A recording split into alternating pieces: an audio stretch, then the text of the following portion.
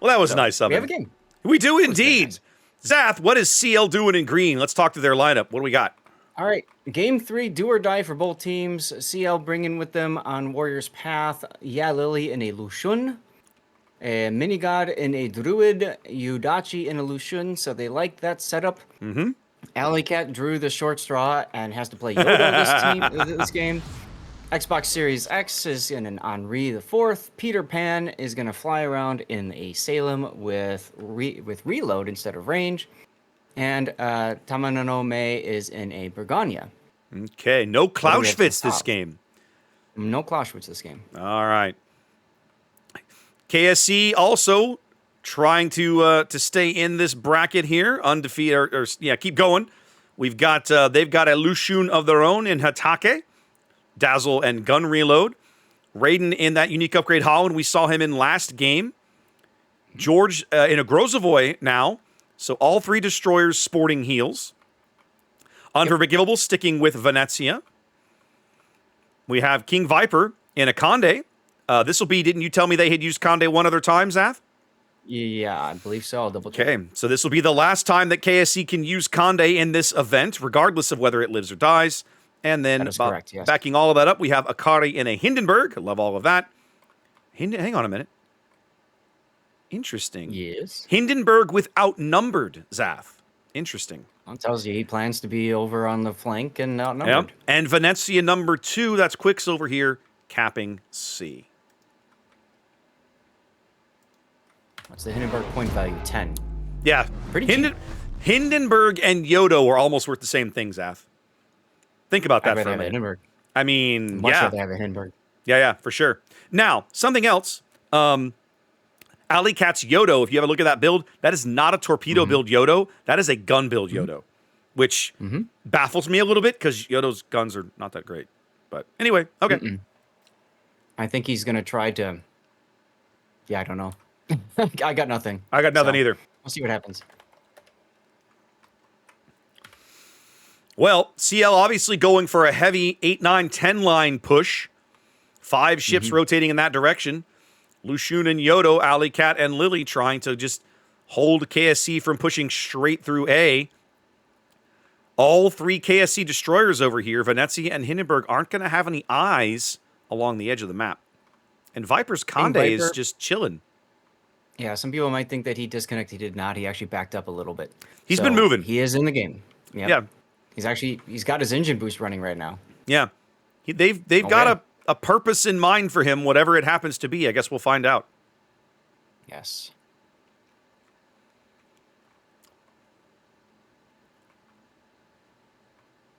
KSC don't play Warriors Path without a plan. Thanks, Joe Don Baker.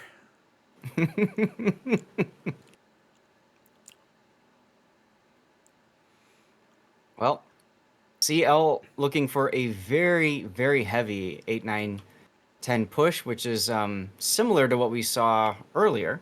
Yeah. With RB. Pretty much did the same thing. How KSC handles this is going to, I think, determine how this game goes. They seem to have figured out there's just not much going on at A. I would be surprised if they left this many ships over here for the duration. Well, you can see Lucian's already moving. Conde is now moving that direction. So yeah, I think Viper was just, I'm going to stay in the middle so I can rotate to whichever side I need to go. Honestly, if that's your flagship, I like that idea. I do too. Yep. Viper already making revolutions, headed over, ready to help receive whatever's coming down the 8-9 line. Yep. Quicksilver now spotted, taken under fire by Xbox's Henri. Here is George starting to head out that way towards the east as well. Raiden Shogun heading east. Unforgivable We heading east. I said west. I almost thought he was going to go up the one line, but looked like he decided to make a hard turn and nah. If I am KSC, I think you leave Shogun and Wii behind and rotate the rest. Personal opinion. And that's what it looks like is happening. Shogun is now going stern in, and he's just going to sit there, and he's going to play the trapdoor spider essentially. And Unforgivable We is doing the exact same thing. They're both in a position to just run and kite as needed. Quicksilver now coming under fire from both Xbox's Henri and Tamamo's Bergonia. Bergonia firing HE, even though he might have had a little bit of an angle there for some AP. He had HE in the barrel, and so downrange it went. Yep. Viper now opens up with his HE. Just to let him know he's there, I guess. And Peter Pan Salem has moved up to join this fight. Now, Zath, I gotta say, if I'm Akari, there's a part of me that, you talk about trapdoor spiders, there's a part of me that almost thinks you take Akari around and you just torpedo the Salem off the board. He could absolutely do that. He's kind of in a bad position to do that because he's kind of have to approach from the front and will be spotted pretty much the whole time he does it. Yeah. I think if I'm Akari, frankly, I'm saying to myself, damn it, why didn't I go to the other side of this island? Because if he's on the north side of the island, he could get behind him.